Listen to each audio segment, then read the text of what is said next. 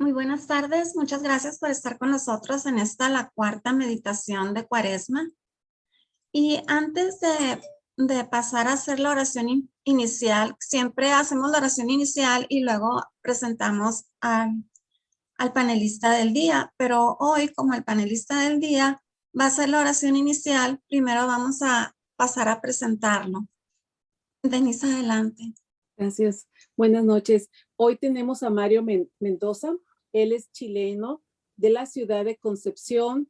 Él apoya en la parroquia del Sagrario y apoya en la formación cristiana del camino neocatecumenal desde hace 18 años. Él estuvo 7 años de misión en Europa, en Suiza, en Finlandia, en Estonia y Suecia, y estudió teología en Suiza en la Facultad de Teología de Lugano. Bienvenido, Mario. Muchas gracias. Muchas gracias a ustedes. Empezamos con una oración. Espero que todos estemos con el corazón dispuesto a este pequeño encuentro, esta pequeña reflexión. Entonces, en el nombre del Padre, del Hijo y del Espíritu Santo. Amén. Dios Padre Santo, Rey Eterno, Padre de infinita bondad, de misericordia, que nos has llamado a contemplar este gran misterio en este tiempo de la resurrección, este misterio de amor que nos quiere pasar de nuestras esclavitudes a la libertad, de la muerte a la vida.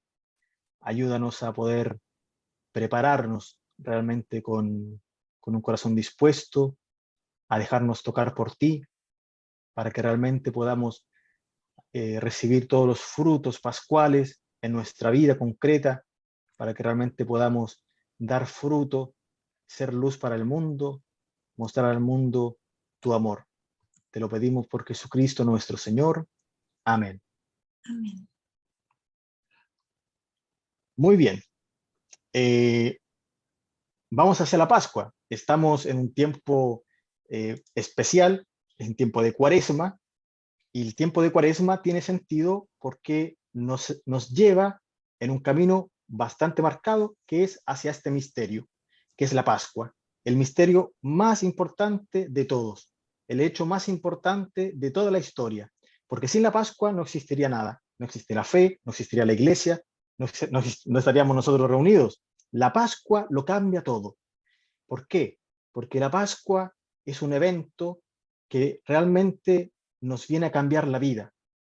Y la vida hoy día, no es que pasó hace 2000 años, no. Nuestra vida de hoy también tiene que ver con la Pascua, porque nosotros estamos llamados también a resucitar todos los días.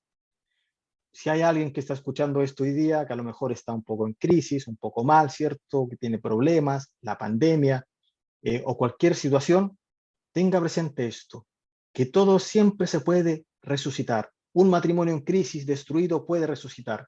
Una vocación puede resucitar. Todos podemos resucitar. Nosotros, que a veces nos sentimos muertos por dentro, podemos resucitar. ¿Por qué? Porque Dios nos da la posibilidad. Y la Cuaresma nos invita a contemplar y a prepararnos este misterio de la Pascua. Hemos ya, en ocasión de esta preparación, ¿cierto? Hemos escuchado otros temas antes y a mí me han solicitado hacer una reflexión sobre el ayuno, la penitencia y la reconciliación. Espero que pueda servir de algo a alguno de los que están escuchando para prepararse a la Pascua. Entonces, voy a hacer una reflexión donde voy a incluir esas 3 prácticas cristianas. Las voy a incluir dentro de un discurso un poco más global. ¿Para qué? ¿Y por qué? Porque sea el ayuno, la penitencia y la reconciliación requieren también una pequeña preparación. No es llegar y hacer por hacer. Y vamos a partir explicando esto. Vamos a dividir nuestra pantalla en 3. Aquí abajo vamos a poner las prácticas cristianas del ayuno, la penitencia y la reconciliación con todas las otras cosas que hacemos nosotros en la vida cristiana. La oración, las obras de caridad, los servicios en la parroquia, cualquier servicio, todo lo que nosotros hacemos para, en el fondo, vivir la fe. Y los vamos a poner aquí abajo. Porque todo lo que hacemos como prácticas cristianas, incluyendo estas 3, tienen que estar sometidas a otra cosa, que lo explico de la siguiente manera. Había un monje, hace muchos años, un monje que tenía discípulos, y una vez le preguntó a sus discípulos, ¿qué es lo propio del cristiano? Lo más auténtico, lo más profundo, lo que lo caracteriza. Se levanta un discípulo y dice, la humildad.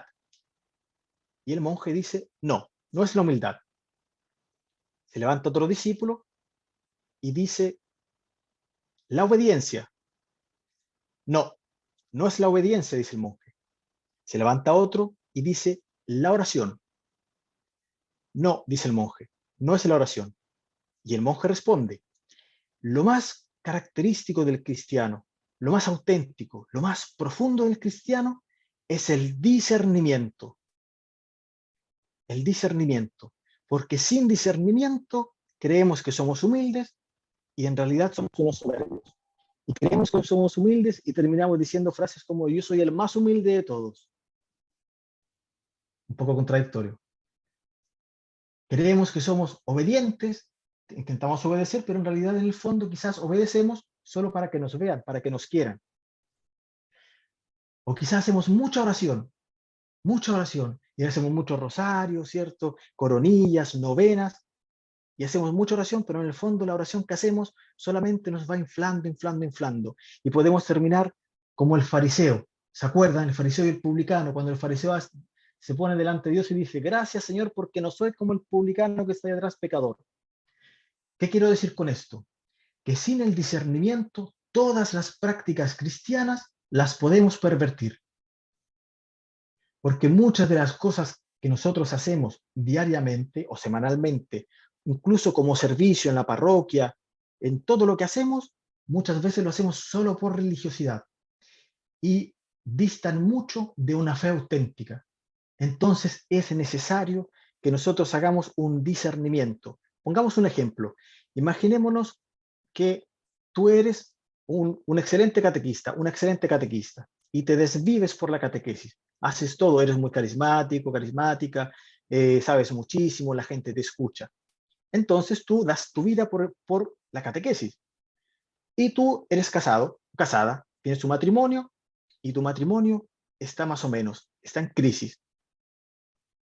Entonces, haciendo un discernimiento, quizás ese servicio que tú estás prestando, quizás no tienes que prestarlo, porque primero está tu matrimonio, porque te desvives por la catequesis, pero no atiendes bien a tus hijos. Te desvives por la catequesis, pero no tienes comunión con tu esposo o con tu esposa. A esto sirve hacer un discernimiento sobre lo que hacemos en nuestra vida cristiana.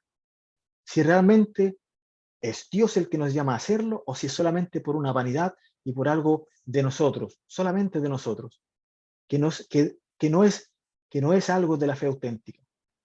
Entonces, la pregunta viene sola. ¿Qué es este famoso discernimiento que tengo que hacer sobre lo que hago? Digo primero lo que no es discernimiento. El discernimiento no es saber mucho. Muchas veces se confunde que, este sabe muchísimas cosas, tiene discernimiento. No, no funciona así.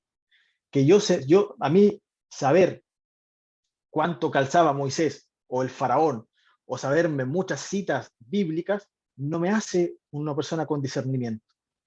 El discernimiento tampoco es una técnica de tipo matemática, en el sentido que me pasa algo, por ejemplo, bueno o quizá no tan bueno, y yo aplico un discernimiento así como una técnica. Digo, ya, lo analizo y digo, esto es. No, no funciona así tampoco, no es una técnica. El discernimiento tampoco es una habilidad. ¿A qué me refiero con esto? Y me voy a enganchar de esto para desmitificar algo. En la espiritualidad cristiana ha entrado mucho una influencia oriental, donde pareciera que tener discernimiento es ser una persona como en estado zen, una persona inalterable, que nada nos toca, nada nos afecta, así. Y de repente esa persona así que es un poco así, un poco para adentro, callada, así, está siempre callado, dice una frase así como profunda y ya pensamos que esa persona tiene un gran discernimiento. Lejos de nosotros esta mentalidad, lejos de nosotros. ¿Por qué digo esto? Porque nosotros tenemos el testimonio más grande de toda la historia, de cómo viven los hombres en relación con Dios, que es la Escritura. Y si vamos a ver la Escritura, nos encontramos con personas que en realidad no tenían mucho estado zen, que no eran mucho así, muy, con la carita muy así como, así como de profundo. No, si vamos a ver los personajes bíblicos, citemos alguno, Abraham. Abraham era un anciano, frustrado.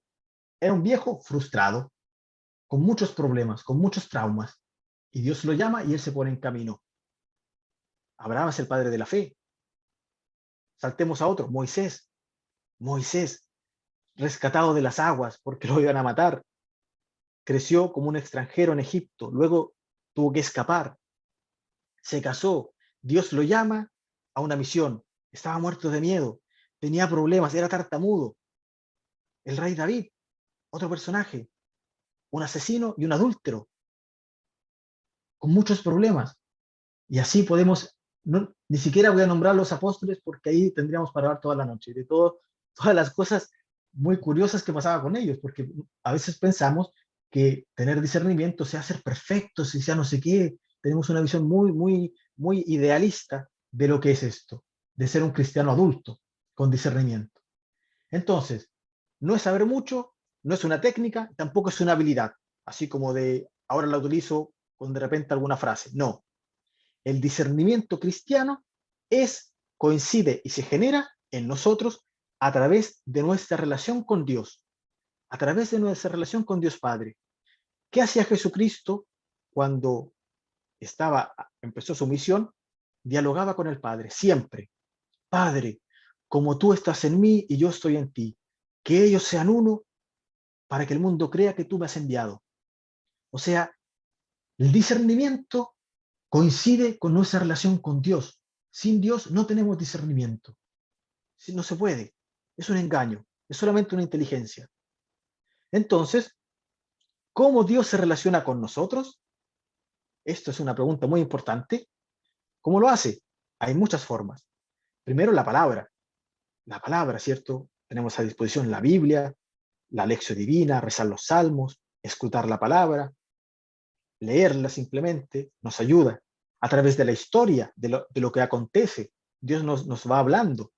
A través de la iglesia, los sacramentos, las liturgias, a través de nuestra familia, de las personas que nos quieren, que nos cuidan. Y hay una forma que tiene Dios mucho más directa, que es a través del Espíritu Santo. A través del Espíritu Santo. ¿Cómo? Dice San Pablo que el Espíritu Santo tiene una misión muy grande. El Espíritu Santo es Dios. Y cuando Dios actúa, todo Dios actúa, la Trinidad completa. No es que actúa el Padre solo, el Hijo solo, el Espíritu Santo solo. Cuando actúa el Espíritu Santo, todo Dios actúa, no por separado.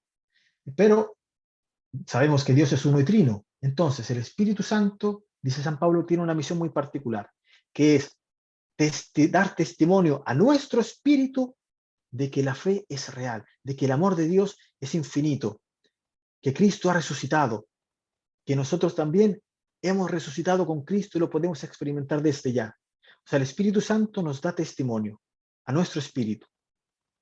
Pero Dios tiene un límite con nosotros, que con todas estas cosas que ya nombramos, la palabra, la historia, la iglesia, las personas que nos quieren, incluso el Espíritu Santo, necesitan algo de nosotros.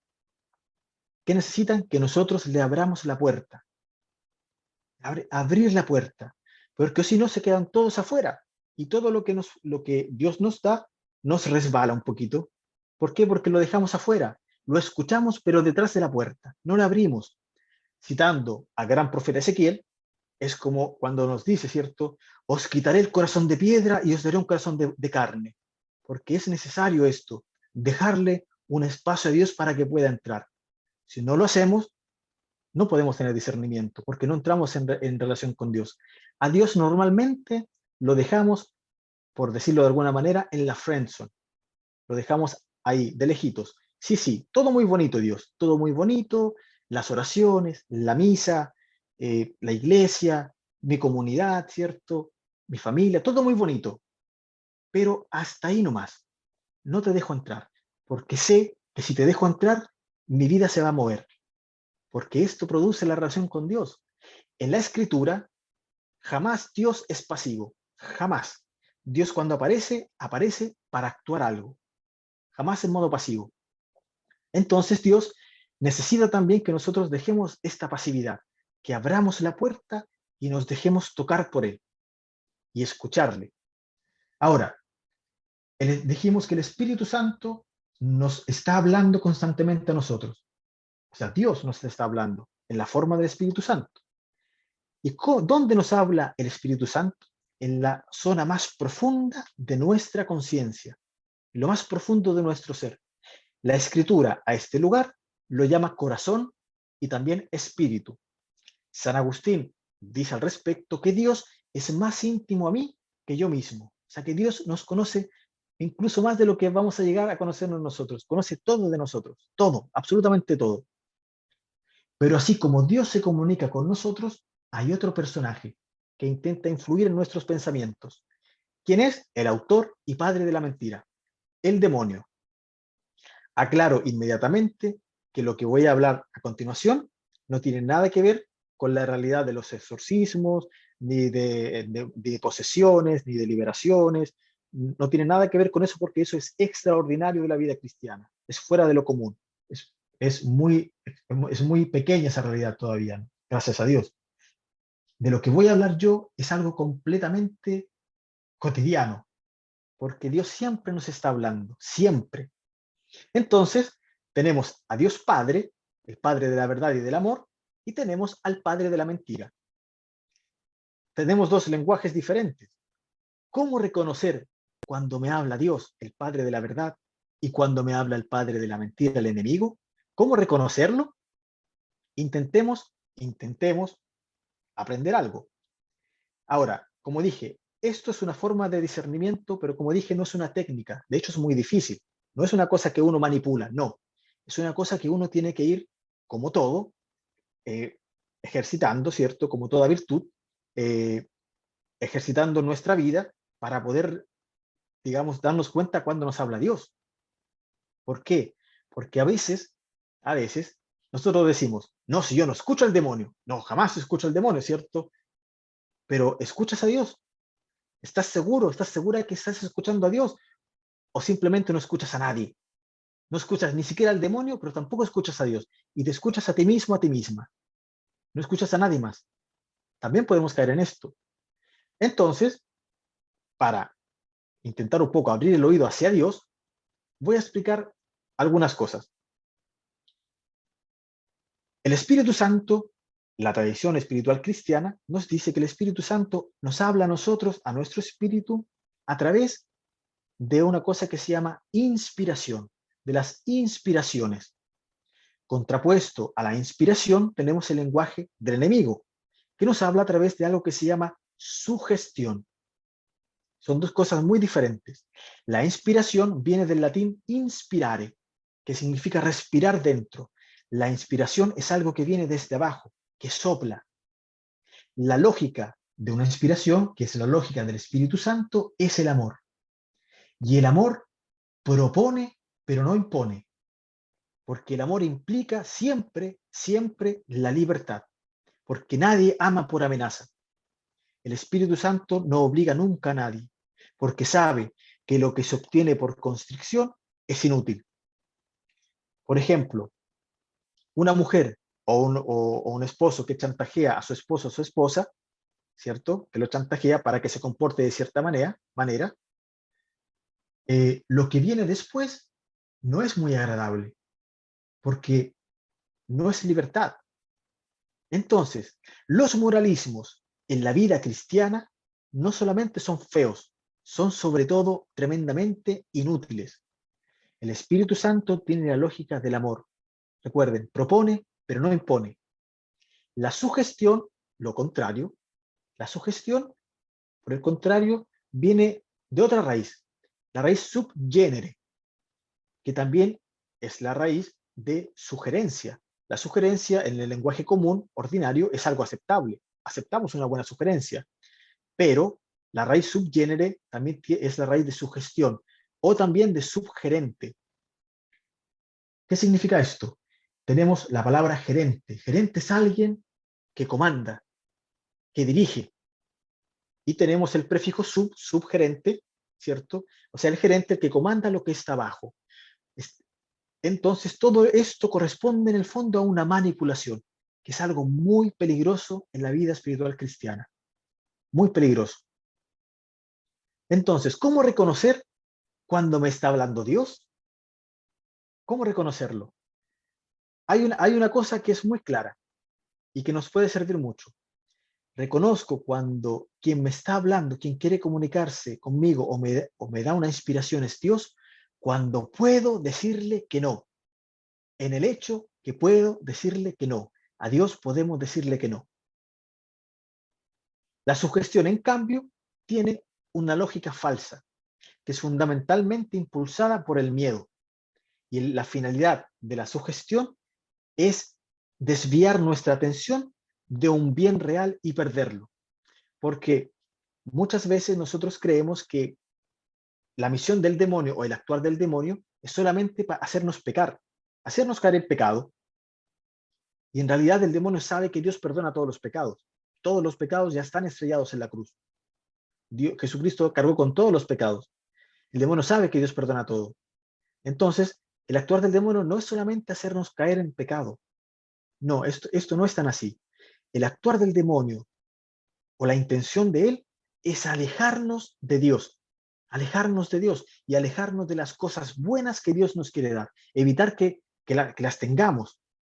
Entonces, por eso existe la sugestión, para desviar nuestra atención de un bien real. Esto es muy sutil, como digo, no es una técnica, no es algo que podamos manipular, no. Podemos rezando darnos cuenta, ¿por qué me siento así? ¿Por qué me siento tenso?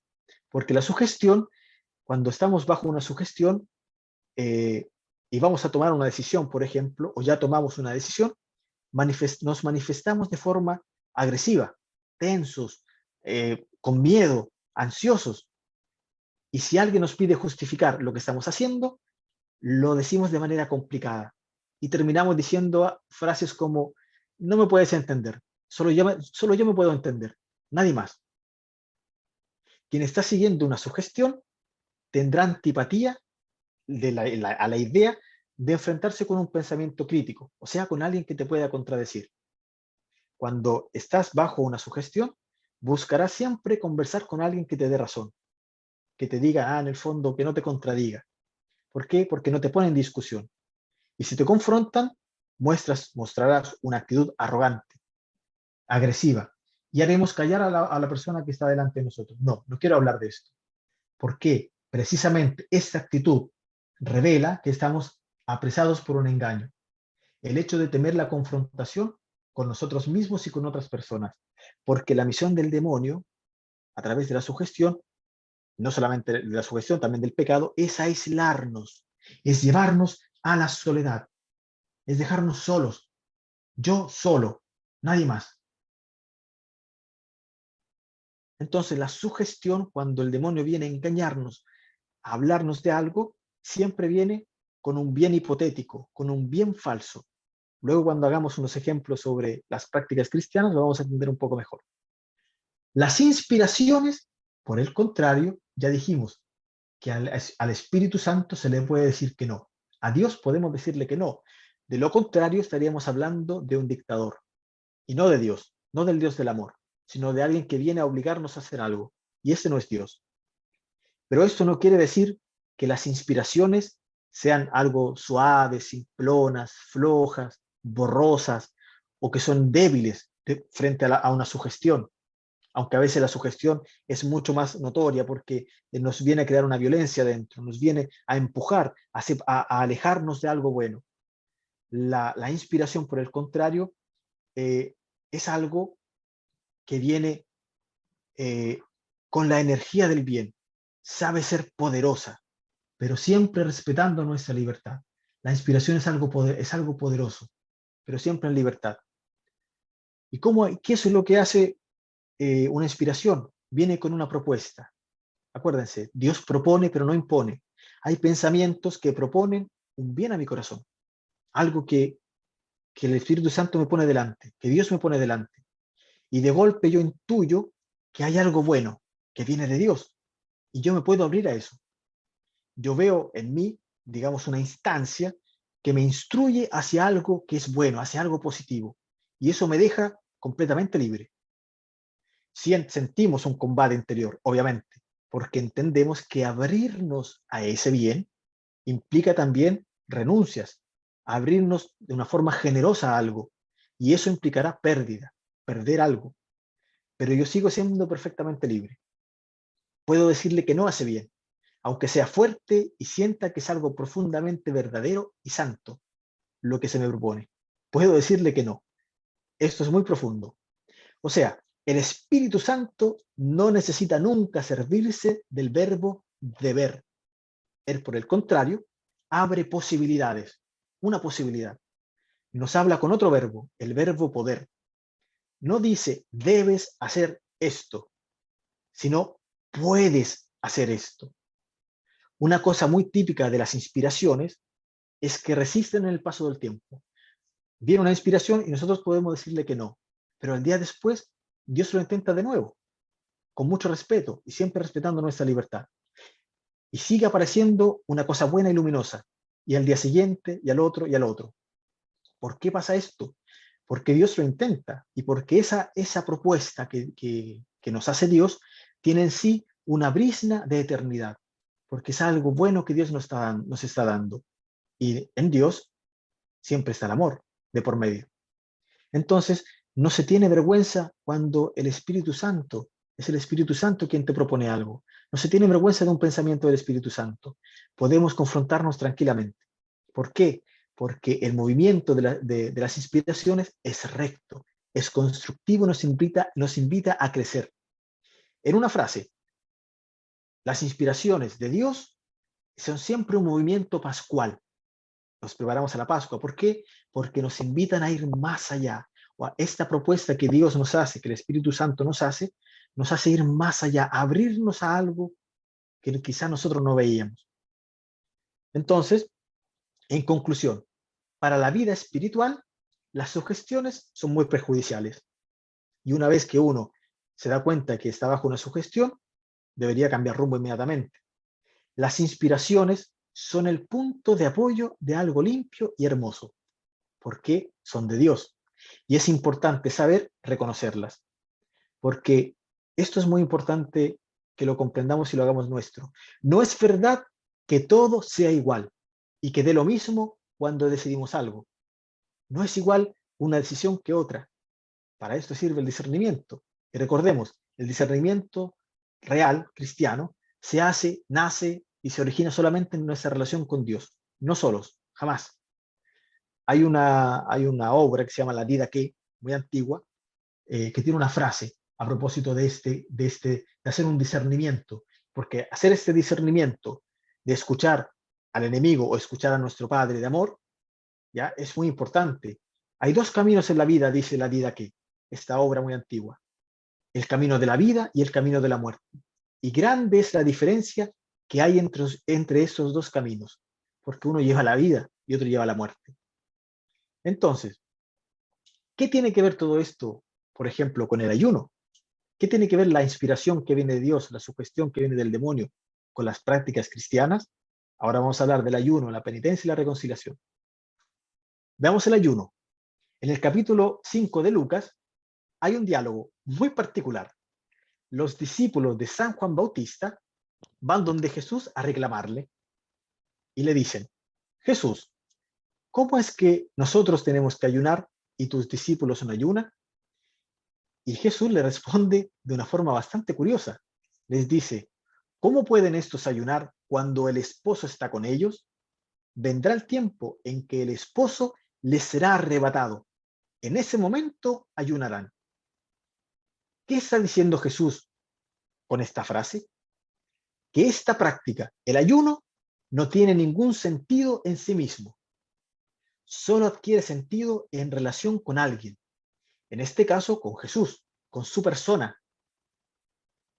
Si tú practicas el ayuno cuaresmal solo porque hay que hacerlo, no tiene ningún sentido. Y esto es solo religiosidad. Es más, casi nos puede llegar a hacer un daño. Porque si el ayuno que estamos haciendo es guiado por una sugestión, acuérdense, un bien enmascarado, esta práctica puede empeorar nuestra condición espiritual, porque nos montamos en una soberbia enorme y llegamos a Pascua diciendo, este año sí que logré ayunar, lo logré, me comprometí en este ayuno y lo logré. En el fondo, estás en un desafío contigo mismo. Jesucristo no tiene nada que ver. Nada que ver. Porque tú lo hiciste solamente por algo, un deseo tuyo de poder ayunar o de poder quizás hacer algo que te haga sentir especial. Y si alguien se atreve a cuestionar tu ayuno, ese ayuno, tú reaccionas mal. Por ejemplo, a mí me gusta la carne, por ejemplo. Si yo evito de comer carne y digo, este es mi ayuno de esta cuaresma, voy a evitar comer carne, por decir algo. Pero también viene una persona y me dice, ya, pero evita también hablarme mal de otras personas. O evita también escuchar cierto tipo de música que no te hace bien. O suelta un poco el teléfono. Si alguien se atreve a criticar mi ayuno, yo exploto. ¿Por qué? Porque no lo estoy haciendo con un sentido realmente cristiano. Lo estoy haciendo con un sentido religioso. O sea, para yo sentirme bien. En cambio, cuando un ayuno o el ayuno que nosotros seguimos es inspirado por el Espíritu Santo, está abierto al verdadero ayuno. A hacerlo no como un desafío personal, un desafío contigo mismo, sino por amor a Jesucristo. O sea, el ayuno inspirado por el Espíritu Santo es lo contrario a sentir una saciedad espiritual del lo logré, sino que nos ayuda a vivir la vida en libertad y no esclavos de mi vientre y de la saciedad. ¿Qué significa esto? Que nosotros en nuestra vida generalmente nos servimos siempre de todo lo que nos rodea para llenarnos, para satisfacernos, y nos servimos de las personas para llenarnos, para estar bien. Usamos a las personas para estar bien, para saciarme. También con las prácticas cristianas hacemos lo mismo. Para llenarnos, hacemos todo para llenarnos. ¿Por qué? Porque no podemos sentir hambre. No podemos sentir hambre, no soportamos sentir hambre, sentirnos no saciados. Entonces, el ayuno, inspirado por el Espíritu Santo, es lo contrario de llenarnos con el lo logré, sino que el ayuno cristiano nos invita a vaciarnos de nuestros egoísmos y pasar al amor, que es el único sentido de las prácticas, de las cosas que hacemos. Entonces, hay que buscar, si alguien está ayunando, hay que hacer un discernimiento. ¿Por qué estás haciendo ese ayuno? ¿De dónde te vino ese ayuno? ¿Lo estás haciendo para sentirte bien, una persona buena, religiosa?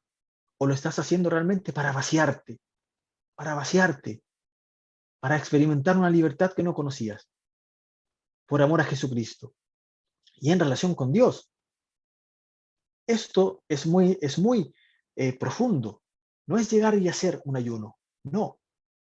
Es también buscar realmente que si es inspirado por el Espíritu Santo. Y si no estás ayunando nada, pregúntale a Dios. Dios te va a responder. Dios te va a sugerir a través de una inspiración qué ayuno te puede ayudar en este tiempo de Cuaresma. Pasemos a la penitencia. Aquí no voy a entrar tanto en un discurso jurídico, porque se podría aquí hablar de la penitencia, podríamos estar hablando mucho tiempo, semanas. Voy a intentar que sea práctico para que nos ayude, para que nos sirva de algo, no solamente de aprender cosas. ¿A qué sirve, por ejemplo, la penitencia? Si ya Cristo pagó por todos nosotros, ¿por qué tenemos que hacer penitencia? En la epístola a los Colosenses, capítulo 3, dice San Pablo, si habéis resucitado con Cristo, buscad las cosas de arriba y no las de la tierra. La penitencia es hacer morir aquello que nos tira hacia abajo y nos deja en nuestras muertes. O sea, nos deja buscando las cosas de la tierra y no las cosas de arriba donde está Cristo. O sea, la penitencia nos ayuda a mirar a Cristo resucitado. Por eso San Pablo dice, si habéis resucitado con Cristo, La penitencia nos ayuda a mirar a Cristo resucitado porque ya Cristo resucitó y nos quiere ayudar a nosotros a hacer esta experiencia de experimentar en nuestra vida la resurrección. Pero atención, hay que saber también discernir la penitencia. Porque podemos estar haciendo una penitencia y creemos que la estamos haciendo bien, y en realidad la estamos haciendo por sugestión, con una ansiedad, por un miedo. Tengo que hacer penitencia porque me equivoqué, y no por inspiración del Espíritu Santo. Pongamos un ejemplo. Una de las cosas que hace el demonio cuando nosotros nos equivocamos, cuando pecamos, y estamos, digamos, en el suelo, el demonio festina con nuestras debilidades. Pasa por al lado, nos ve en el suelo y nos patea en el suelo. Esto hace el demonio con nosotros cuando nos equivocamos. Entonces, si la penitencia se realiza por miedo, por un temor, y solo por un sentido, quizá pensando de que estamos expiando una culpa, pensando que esa práctica penitencial nos tiene que tirar más para abajo de lo que ya estamos, digamos, porque nos equivocamos, y porque hay que pagar algo, esto no es de Dios. Porque esto nos ancla en nuestras culpas y en las cosas de la tierra. Nos impide buscar las cosas del cielo. La penitencia, por el contrario, nos tiene que hacer mirar a Cristo resucitado, a buscar las cosas de arriba. Porque si no, nos sumergimos en nuestra tristeza, mirando nuestras culpas. Así, como que nos replegamos, como que nos doblamos hacia adentro, cuando hacemos este tipo de penitencia que no viene de Dios.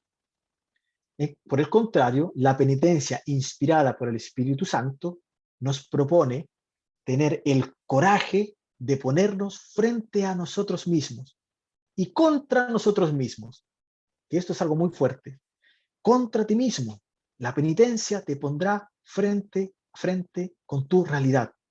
Con tu realidad. Y te llamará a ir contra ti mismo. Siempre en libertad. Hagamos un ejemplo. Cuando yo estaba en la misión, a un amigo mío, a un hermano mío de la misión, que él siempre decía que tenía problemas con el juicio. Él siempre juzgaba. Él decía, yo tengo este problema que siempre estoy juzgando a los demás. Entonces, nuestros formadores le dijeron a él, mira, hagamos lo siguiente. Pequeña penitencia, en libertad. Cada vez que tú juzgues a una persona, le vas a hacer un regalo. Un pequeño regalo. Cada vez que tú juzgues a alguien, le vas a hacer un regalo. Nosotros vivíamos sin dinero. O sea, lo que teníamos nosotros era lo que teníamos puesto, lo que teníamos en la habitación, nada más. Entonces, imagínense. Y esto fue para todos. Este hermano mío de la misión fue quien lo manifestó, pero esta palabra fue para todos. Cada vez que juzguemos, hacemos un regalo. Y yo te invito a ti que estás escuchando, cada vez que te des cuenta que juzgas a alguien, hazle un pequeño regalo. Esto es ponerte contra ti mismo, porque tienes que pensar que le vas a regalar. Tienes que pensar de esforzarte para levantarte, ir a buscar, a comprar el regalo o buscar entre tus cosas que le vas a regalar a esa persona que juzgaste. Y después tienes que ir a regalárselo, a entregarle ese regalo a esta persona. Es una buena penitencia esta. ¿Se dan cuenta? O sea, la penitencia nos tiene que ayudar a agarrar coraje, a sacar músculos. ¿Para qué? Para experimentar una libertad. Si nosotros somos libres de tal manera de saber decir que no a nosotros mismos, la penitencia va a ir por buen camino, porque esto es inspirado por el Espíritu Santo, porque te lleva a la libertad. La penitencia, para ir cerrando el tema de la penitencia, es una posibilidad de educarnos a tener vida eterna dentro, a experimentar esta libertad, a ser libres para amar, a buscar las cosas del cielo. Y en las cosas del cielo está el amor, siempre. Entonces, la penitencia no es algo solamente para intentar expiar algo, porque ya Cristo ya expió todos los pecados. La penitencia no tiene este sentido de acusarnos, porque el demonio acusa. Dios no acusa, Dios perdona.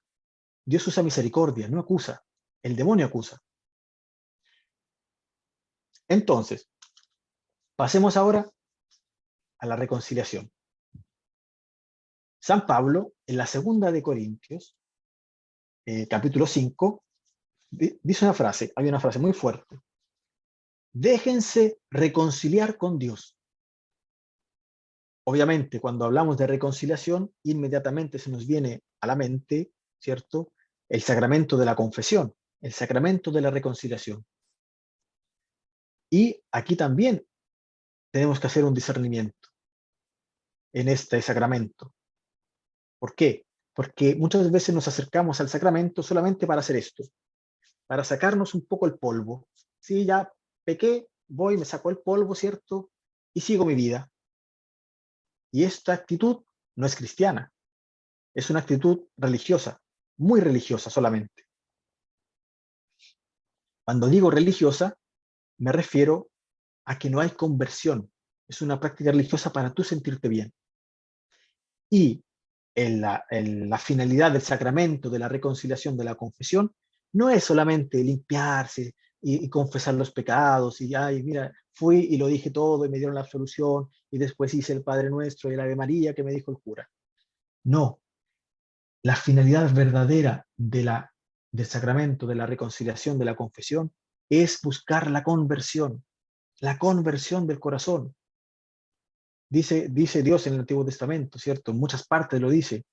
Ya no me satisfacen tus sacrificios.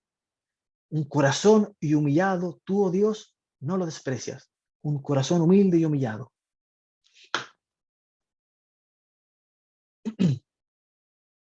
Por ejemplo, hagamos un ejemplo.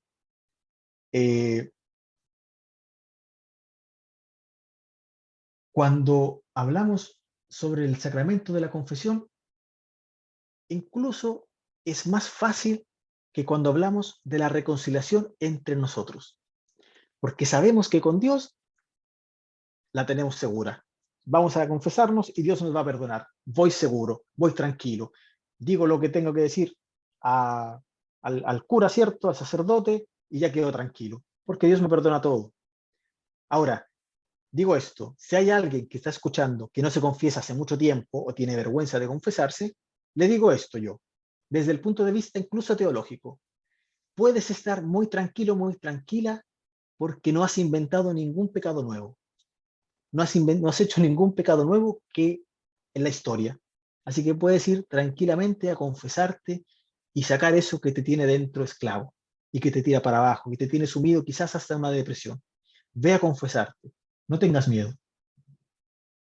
Esto sobre el sacramento de la reconciliación. Ahora, la reconciliación con Dios, como decía, es fácil. Yo voy y sé que Dios me perdona, porque Dios es amor, es una gran misericordia. Y a veces incluso nos aprovechamos de esto. Decimos, ya, sí, un pecado más, si total Dios me perdona. Eso no es cristiano. Es una forma bastante pagana de ver el sacramento. No tiene nada que ver con la fe. Pero la reconciliación tiene otro aspecto, que es un aspecto entre nosotros, que esto sí que es más difícil. Es más difícil incluso que reconciliarnos con Dios. Hagamos un ejemplo, porque no es tan inmediato el tema de la reconciliación. Imaginemos que alguien me hace un mal a mí, me hace daño. ¿Qué es lo primero que viene a hacer el demonio a través de una sugestión? Acuérdense, la sugestión es un falso bien. El demonio va a venir a adularme, va a venir a victimizarme y me va a empezar a repetir frases interiores, porque la sugestión es algo que nos viene a invadir de una forma muy invasiva. No nos damos cuenta cuando estamos en esto. Como les digo, no es una técnica, no es algo que controlemos, no, pasa. El demonio siempre es como la tentación, son tentaciones. Entonces el demonio lo que hace, viene interiormente a ponerme una ansiedad y me viene a decir, oye, pero justo a ti te hicieron daño. ¿Cómo se han atrevido esa persona o cómo se ha atrevido esa persona a hacerte daño a ti? Tú no mereces esto. O sea, el demonio lo que hace es hinchar dentro de mí una instancia de justicia, y me recuerda constantemente ese pensamiento de lo sucedido. Mira lo que me hizo esta persona jugó conmigo, esta persona me engañó, me traicionó, quedamos en esto, hizo otra cosa, me traicionó esta persona. Y me reitera eso, lo sucedido. Entonces lo que hace es hacerme entrar en un círculo vicioso donde sigo dramatizando este hecho. O sea, el demonio es muy sutil para engañarnos. Nos viene a engañar con algo bueno que es falso. Por el contrario, si alguien me hace un daño, ¿qué me diría Dios? ¿Qué me dice Dios cuando alguien me hace daño o me cometen una injusticia hacia mí? La inspiración me consolará. Vendrá a mí como un consuelo. Me invitará a abrirme, a entrar en relación con el Padre, con Dios, sobre este hecho, sobre esa injusticia. Estará conmigo y me dirá, estoy aquí contigo, no te dejo solo, tranquilo. En este hecho tan fuerte, tan doloroso, me puedes encontrar y me ayudará a volver a levantarme, a caminar, a valorar las cosas, a buscar el modo de crecer a través de esa tribulación en el perdón. En el perdón. Ahora pongamos el ejemplo al revés. Ahora, no es que me hayan hecho un daño a mí. Pongamos el caso al revés. Yo hago un daño a una persona. Yo me equivoqué con otra persona. ¿Qué es lo primero que hago si soy una persona súper religiosa, ¿cierto? Voy a misa y el cura dice que hay que perdonar, que hay que pedir perdón cuando nos equivocamos? Salgo disparado, ¿cierto? A reconciliarme. ¿Por qué? Porque tengo esta ansiedad, ¿cierto? De querer saber en el fondo cómo está la otra persona. Pero sinceramente, siendo sinceros, ¿ese arrepentimiento es verdadero o lo hago solo para quedarme tranquilo? Cuando nosotros sabemos que nos equivocamos con una persona, ¿qué queremos hacer? Queremos saber si la otra persona está bien. Porque si la otra persona está bien, mi culpa se minimiza. En el fondo no fue tan grave. En el fondo exageró esta persona. Mira, ahora está bien. Y tú te quedas muy tranquilo, ¿cierto? Sigues con tu vida como si nada. No te importa lo que pase con la otra persona, en realidad. No te importa. Yo ya pedí perdón, ya no es mi problema. Momento. Esto no es muy cristiano. No es muy cristiano. Porque en vez de salir corriendo disparado a reconciliarte, a pedir perdón, quizá debes esperar. Debes tomarte un tiempo y pensar realmente y discernir cuál fue el impacto en la otra persona de lo que tú hiciste. ¿Qué impacto tuvo tu acción o tu inacción en la otra persona? ¿Y por qué quieres ir a reconciliarte con ella? ¿Solamente para saber si está bien y tú estar tranquilo, tranquila? ¿O realmente te importa la otra persona? Esto es un gran combate y es un gran discernimiento que podemos hacer en esta cuaresma. Si tenemos algo con alguien, o te hicieron daño, o tú hiciste un daño, tenemos que parar, discernir, entrar en relación con Dios. Acuérdense, esto es discernimiento. Nuestra relación con Dios genera discernimiento. En esta relación con Dios, preguntarle, Dios, mira, me equivoqué con esta persona. ¿Qué tengo que hacer? Ayúdame. Y el Espíritu Santo vendrá en nuestra ayuda. Y nos dirá, haz esto. Reza. Reflexiona sobre lo que hiciste. Primero, antes de ir a pedir perdón. No llegas solamente a decir, oye, perdóname porque hice esto. No. Llegas también quizá explicando con amor, abriéndote a la otra persona. La sabiduría, el discernimiento que nos lleva a la sabiduría nos lleva a esto, a saber encontrar el camino de regreso hacia el corazón de la otra persona. Esto hace el discernimiento, esto hace la relación con Dios. Nos ayuda a volver a encontrar el camino hacia el corazón del otro. Porque la reconciliación también tiene que ser con amor, no solamente por sacarnos algo de encima, o algo dentro, o expiar algo. No, con reconciliar, volver a estar en comunión. Y esto se hace también por amor. Entonces, vamos a hacer un pequeño resumen de lo que hemos hablado hasta ahora. Tenemos el ayuno, la reconciliación y la penitencia. Esas tres prácticas cristianas requieren siempre un discernimiento como todas las prácticas cristianas. ¿Para qué estoy haciendo lo que estoy haciendo? ¿Por qué? ¿Lo estoy haciendo solo para mí o lo estoy haciendo por amor a Jesucristo? ¿Lo estoy haciendo para que me quieran, para que me vean, me digan qué bueno que soy? ¿O lo estoy haciendo realmente para salir de mí mismo? Porque esas tres prácticas requieren que salgamos de nosotros mismos, que nos vaciemos, como en el caso del ayuno, que sintamos hambre. ¿Para qué? Para experimentar este, digamos, este impulso a amar. El amor de Cristo nos inspira a pensar que si uno murió por todos, todos por tanto murieron. Y si uno resucitó por todos, todos vamos a resucitar.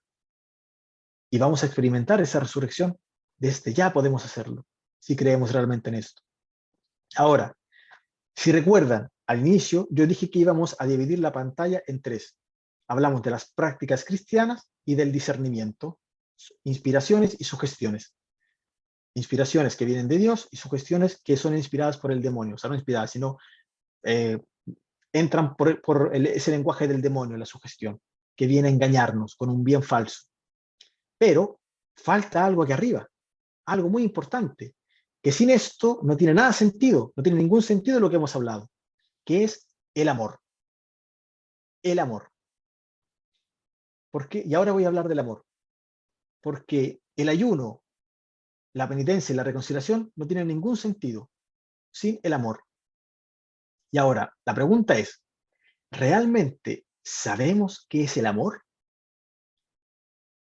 ¿Realmente lo sabemos? Yo sé que es un poco peligroso hablar del amor, porque del amor podemos decir todo y podemos decir nada. Sobre todo hoy día, que el amor es una palabra muy mal manipulada. Es manipulado el amor hoy día. ¿Por qué? Porque al final hay tantas definiciones de amor que en el fondo nos han confundido sobre lo que realmente es el amor. Y se nos presenta normalmente como lo que no es. Entonces, ¿qué es el amor? Vamos a la escritura. En la escritura, el amor está incluido en las virtudes teologales, con la fe, esperanza y el amor. Fe, esperanza, caridad, ¿cierto? El amor. ¿Qué significa que el amor sea una virtud teologal? ¿Qué significa? Parece algo difícil, virtud teologal, ¿qué será? Es muy simple. Es tan simple como decir que el origen del amor no está en nosotros, porque es un don que viene de lo alto. Una virtud teologal significa que es un don que viene de lo alto. Lo digo de otra forma. Tú no eres la fuente ni el origen del amor. No está dentro de ti. No está dentro de ti. El verdadero amor, que es el amor que Dios nos ha revelado. Por eso tenemos que evitar de inventarnos el amor. El amor que Dios nos ha revelado nos traspasa. En algún momento nos volvemos protagonistas de este amor, pero no creamos nosotros el amor, no está dentro de nosotros. Es algo externo que viene a nosotros, que viene de lo alto. Nosotros en cierto momento de nuestra vida lo aprendemos. ¿Qué significa lo aprendemos? O sea, lo tomamos y lo dejamos entrar en nuestra vida y lo hacemos nuestro. Lo hacemos nuestro. Pero el amor no está en nosotros su origen. Viene de lo alto, viene de Dios. Por eso San Juan nos dirá varias veces, Dios es amor. Dios es amor. Hagamos un ejemplo. Un ejemplo que a mí me gusta mucho. La música.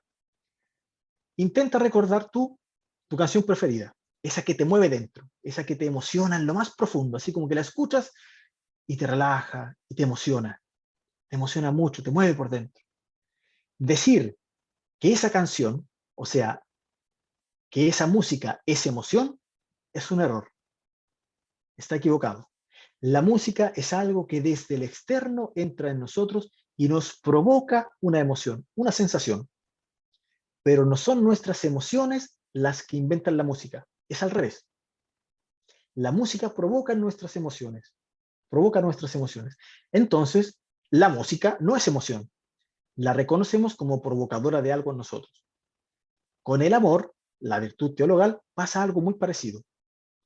Si alguien dice que el amor coincide con nuestras emociones, que es lo que el mundo nos hace creer normalmente, que el amor coincide con nuestras emociones, hemos acabado con el cristianismo. Ya no hablamos de cristianismo, ni de fe cristiana. Si decimos que el amor es solamente tiene que ver con las emociones, con una emoción, el cristianismo no tiene nada que hacer en nuestra vida. Nada que hacer. Porque si el amor es una emoción, cuando pasa esa emoción, se acaba el amor. Se acaba el amor. Entonces el amor es como la música que nos traspasa, provoca en nosotros emociones, pero las supera. Es mucho más grande que una emoción que probamos normalmente.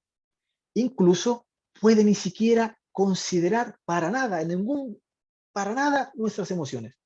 Puede pasar de largo, sin siquiera nosotros sentirnos emocionados, porque las emociones, son demasiado pequeñas al lado del amor. Y esta es una dificultad que nosotros tenemos con Dios. ¿Por qué?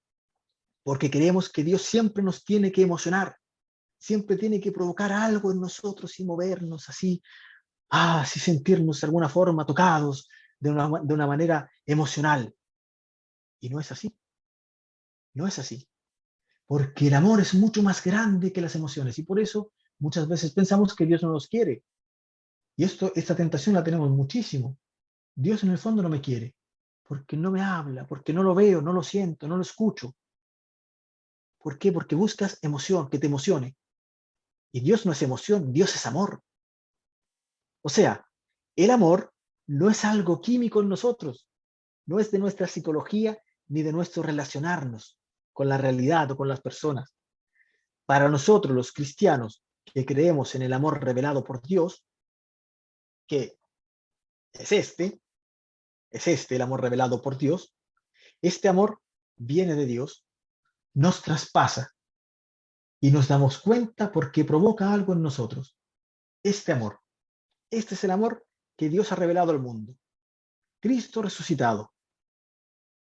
Cristo resucitado.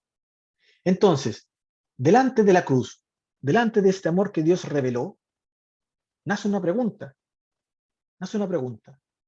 Si decimos, cierto, que la música provoca emociones dentro de nosotros, ¿podemos solamente conformarnos simplemente con emocionarnos? Por ejemplo, si escuchas una canción que te gusta, ¿no te dan ganas también de cantarla o incluso de bailar con esa música? Es una buena pregunta. Por ejemplo, imaginemos que todos tenemos un talento musical natural. Somos buenos para la música. Escuchamos una canción que nos gusta, ¿cierto? Esa que nos recuerda cosas bonitas, que nos emociona. Y es una composición hermosa, digamos. Teniendo tú ese talento natural de la música, ¿te vas a quedar solo con la emoción? Si tú sabes de música, ¿no te van a dar ganas también a ti de hacer música? ¿De componer algo?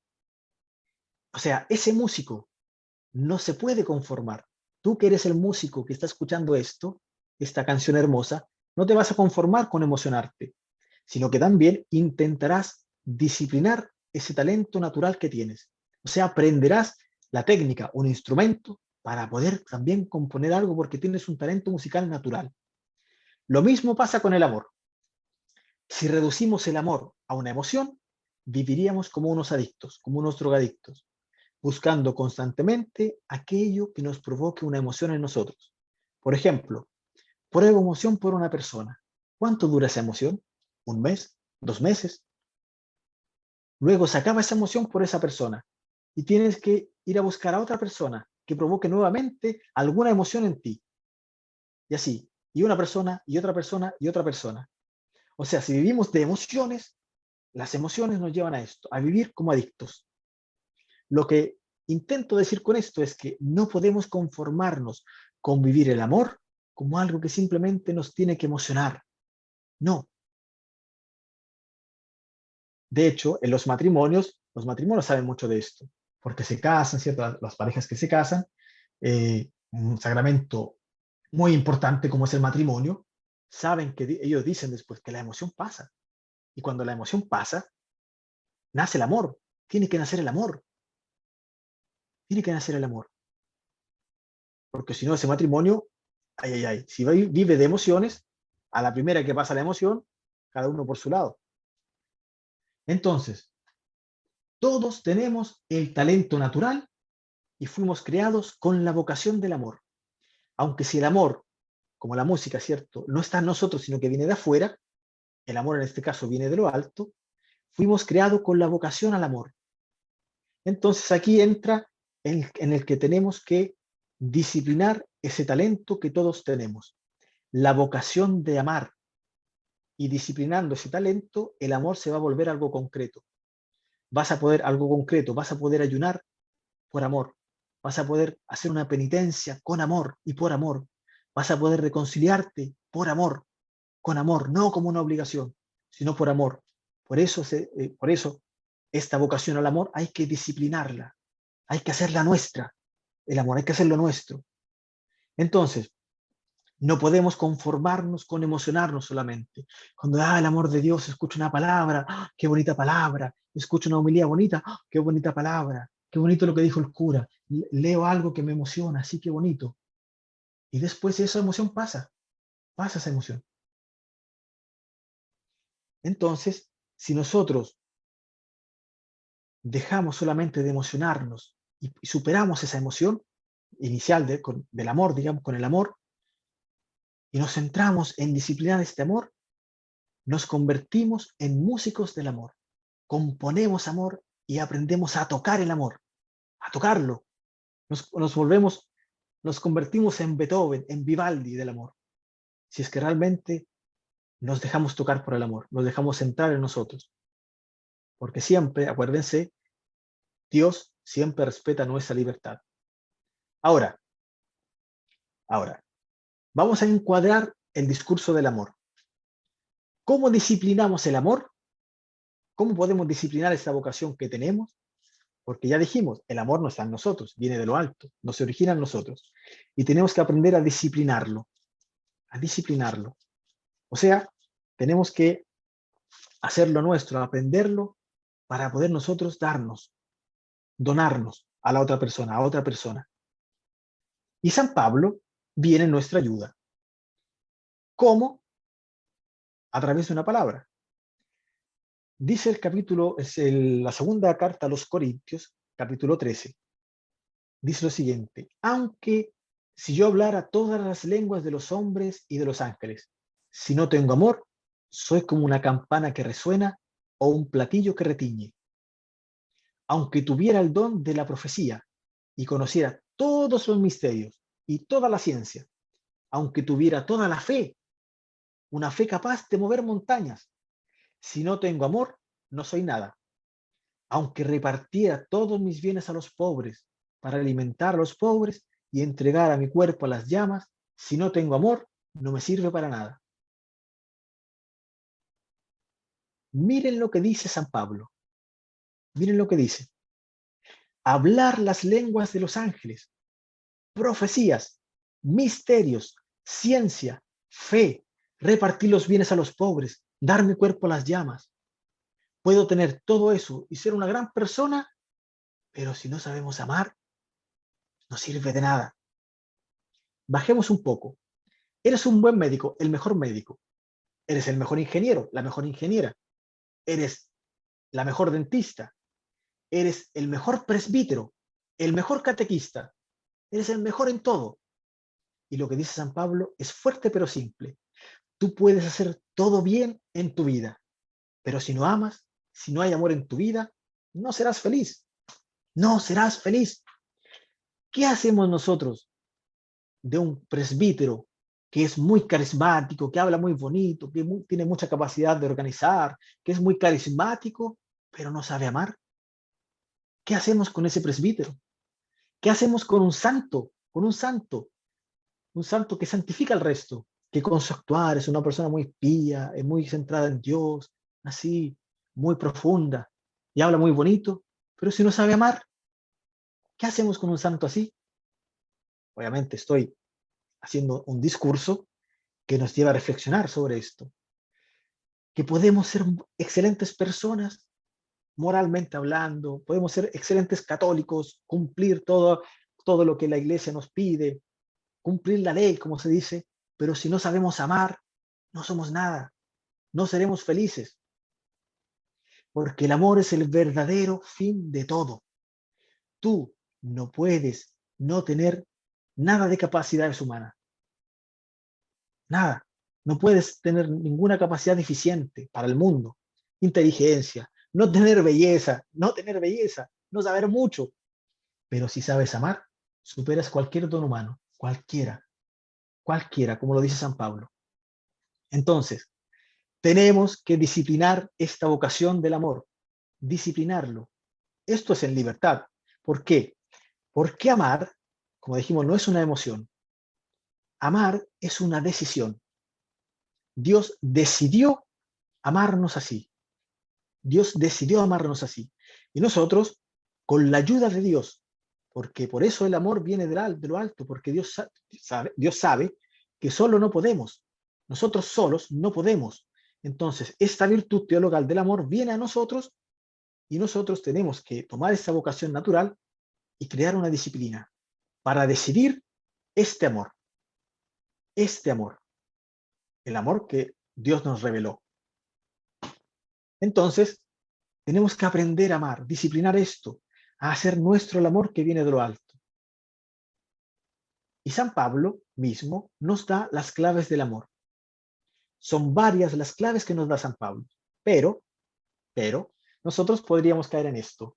Ya, tengo una, me faltan esta otra. Tengo estas dos, me falta una. Pero el problema que para hacer, por ejemplo, una torta, no puedo dejar ingredientes fuera. Tengo que usarlos todos. O si no, la torta no sería torta. Hablo de los ingredientes básicos. Si dejo un ingrediente fuera, eso no es una torta. Me inventé algo nuevo. Entonces, vamos a ver las claves que nos da San Pablo. Entonces, tenemos claro que el amor es algo externo a nosotros, que viene de Dios. Y veamos lo que dice San Pablo, porque San Pablo nos da los ingredientes para empezar nosotros hoy día, desde hoy, a disciplinar este amor.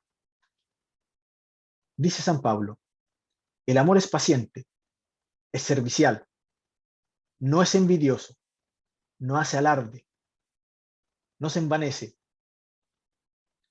no procede con bajeza, no busca su propio interés, no se irrita, no tiene en cuenta el mal recibido, no se alegra de la injusticia, sino que se regocija con la verdad. El amor todo lo disculpa, todo lo cree, todo lo espera y todo lo soporta. Ahora, si vemos esta lista y somos brutalmente honestos con nosotros, quedamos un poco así.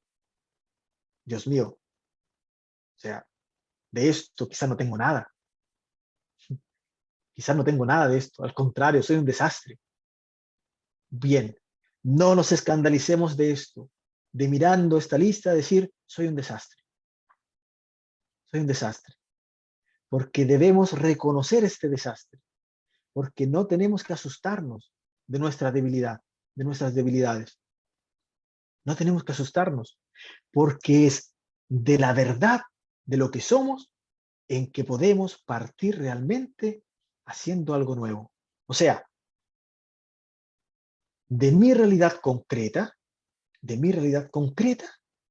yo puedo abrirme a la inspiración del Espíritu Santo para llegar a ser, por ejemplo, un ayuno honesto, un ayuno en Dios, para llegar realmente a través del amor a una penitencia abierta, con coraje, a una penitencia que me lleva a mirar a Cristo resucitado.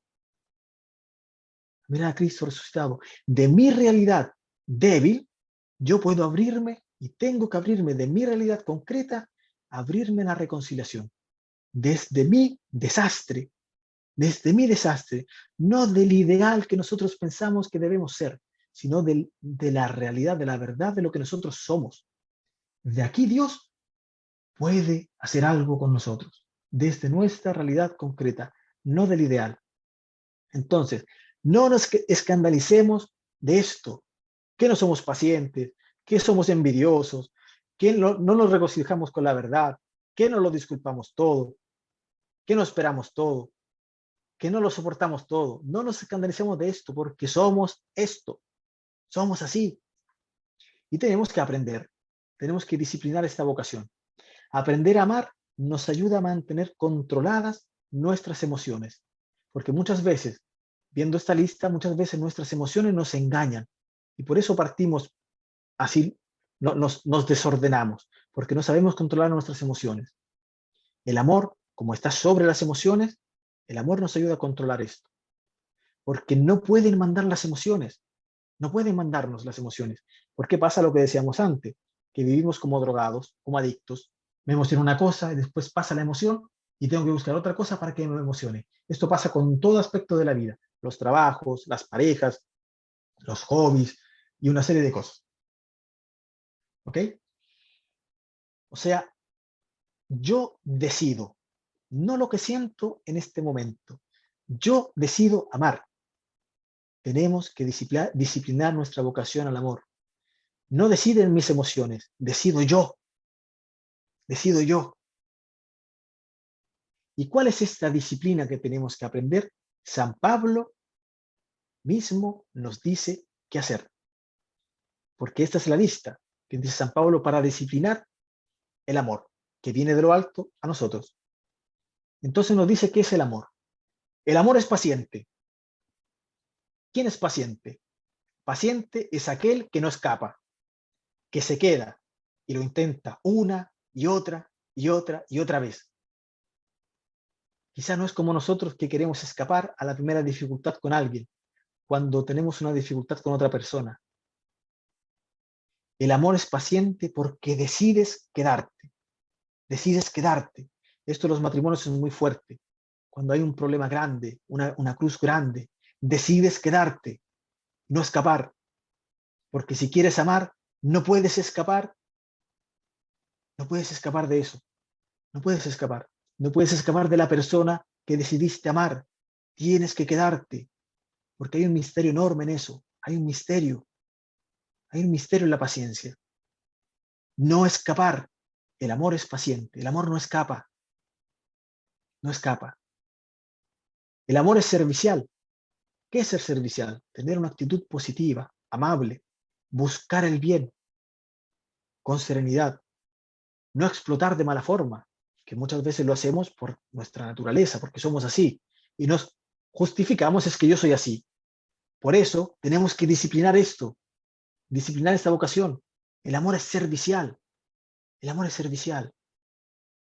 No tenemos que explotar con otras personas, agredir a otras personas, no es necesario. Tenemos que disciplinar el amor en nosotros. El amor es servicial. El amor no es envidioso. Oh, la envidia es algo muy feo en nosotros. Porque quien ama no es envidioso. ¿Por qué? El amor nos mete en una realidad donde sabemos que somos únicos y que la otra persona que está de frente a nosotros también es única. Por eso no podemos hacer paragones, porque son inútiles. El amor sabe que los paragones son inútiles. Cuando hacemos este juego de que mira a este que le va mejor que a mí, mira a este que no sé qué, mira a este que no sé cuánto, que tiene más que yo, es inútil, porque tú eres único y la otra persona también es única. Tu historia es única y la historia de la otra persona es única. A ti Dios te va a dar unos dones, a este otro le va a dar otros dones. Por eso el amor no es envidioso, porque nos pone en nuestra realidad. No busca su propio interés. Ya con esto aquí podríamos cerrar, ¿cierto? No buscar el propio interés. Esto no merece tanta explicación. Esto lo hacemos incluso con Dios. Mira, yo vengo a rezar, ¿cierto? Vengo a la misa, lo hago por ti. Dios, por amor a ti. Hago todo lo que hago por amor a ti. Pero si por casualidad tú, yo rezando por ti, para ti, ¿cierto? Me ayudas a estar un poco en paz, me iluminas un poco lo que necesito saber, yo te lo agradezco, pero siempre para ti. O sea, lo hacemos también por Dios. Y también lo hacemos con otras personas. Hacemos las cosas para que nos vean, buscando un propio interés. El amor, cuando alguien ama de verdad, hace cosas que la otra persona no ve, no se da cuenta. No lo ve en absoluto, porque la persona lo decide así. Hago cosas no para que me vean, sino hago cosas por amor, no para ganar puntos, como se dice. El amor no se irrita. La violencia hacia el otro nunca es amor. Ejemplo, los celos en el matrimonio. Muchas veces se confunde los celos como una forma de amor. nada más equivocado. La violencia hacia el otro nunca es amor. No se irrita.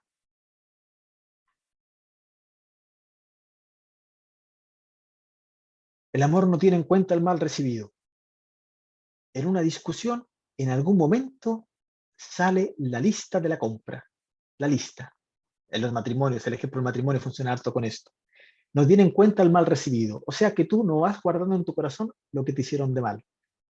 Y cuando pasan 10 años, no es que sacas la lista y mira, ¿te acuerdas cuando en el 1815 hiciste esto? Y la otra persona dice, oye, en el 1815 yo no había ni nacido, pero algo tienes que haber hecho. Estoy seguro, estoy segura. Ya siempre estamos ahí con la lista de las cosas que nos van haciendo. Y en algún momento la sacamos. El amor no tiene en cuenta del mal recibido. Lo deja atrás, lo olvida, lo olvida. El amor nos alegra de la injusticia. Alegrarse cuando a alguien le pasa algo negativo.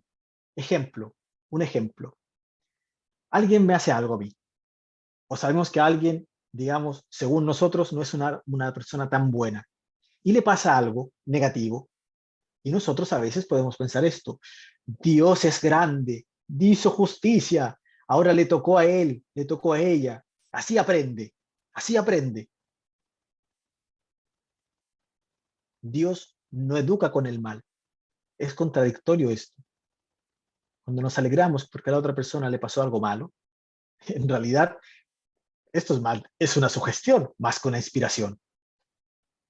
Eso viene de arriba, alguien que te está manipulando, algo que viene de abajo, alguien que está ahí engañándote. Dios jamás usará el mal para educarte, jamás. Es contradictorio, no puede. El amor se regocija con la verdad y la verdad es muchas veces dolorosa.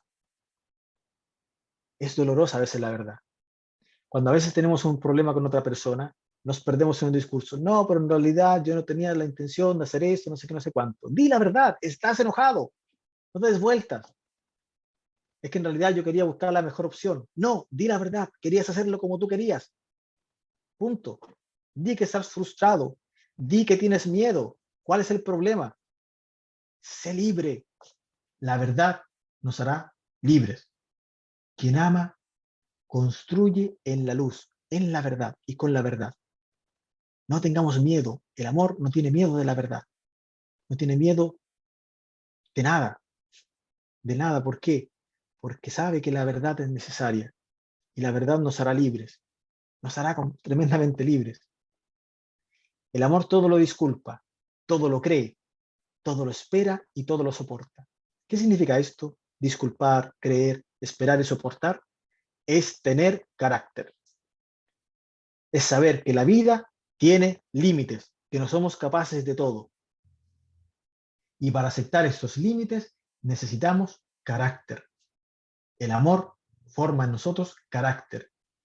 Si te quedas en el lamentarte del sufrimiento, incluso ni siquiera de un sufrimiento concreto, del miedo a sufrir, no avanzas en la vida, porque no amas.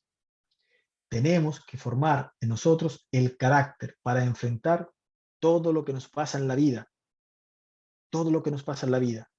¿Cómo hacemos esto?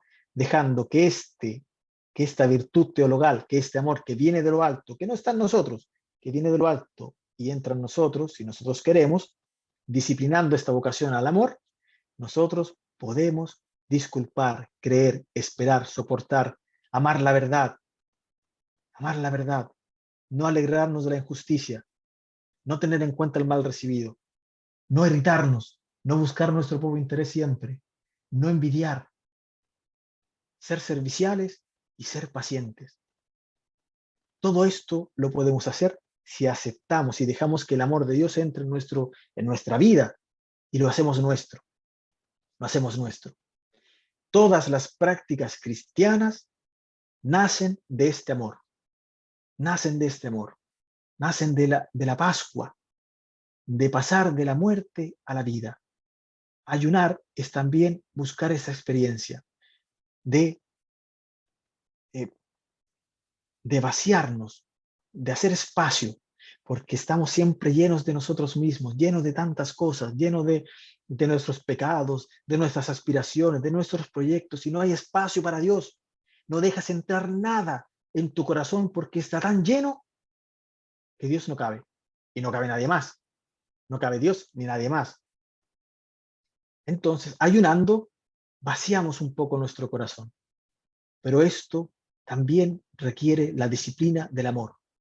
O sea, aceptar el amor que viene de lo alto y disciplinar este talento. También la penitencia. La penitencia. Mirar a Cristo resucitado. Mirar a Cristo resucitado. Sacar músculos con la penitencia. Decir, yo decido. Me miro a mí mismo y digo, me equivoqué. Me equivoqué. Y voy contra mí mismo y pido al Señor una inspiración, una penitencia. O voy donde un sacerdote y digo, mira, ¿sabes qué? Necesito una penitencia para poder salir de un engaño quizás. Pero no para sentirte culpable y llorarte encima, que es lo malo que soy. No, no este es el sentido de la penitencia, el sentido cristiano, sino es sacar músculos, es mirar a Cristo, es hacer algo para tú ser libre. Y la reconciliación. No existe una reconciliación real sin amor. Sin amor. No existe. No existe la reconciliación sin amor. Tú te puedes reconciliar con la persona que más has odiado en la vida, con esa persona que es un monstruo para ti. Tú te puedes reconciliar, porque esto lo puede hacer Dios contigo y lo hará Dios contigo si tú recibes este amor, si tú aceptas este amor en tu vida y lo crees. Dios algún día hará que te reconcilies con esa persona. Y quizá en esta cuaresma. ¿Y sabes cuándo será? Cuando tú lo decidas. Porque muchas veces nosotros nos escondemos detrás de una frase del no me nace, es que no me nace, es que no me nace, es que no me nace hacerlo ahora. Sí, puede que, no es que no te nazca, es que no eres capaz. Esa es la verdad. No es que no te nazca ir a reconciliarte con tu padre, con tu madre, con tu amigo, con tu marido, con tu novia, con tu novio. No es que no te nace, es que no eres capaz. Sé sincero, sé sincera, no eres capaz de reconciliarte con esa persona porque la odias, la odias. Y el odio es una emoción. El odio es una emoción. O sea, si nos dejamos llevar por esa emoción, ¿a dónde vamos a llegar?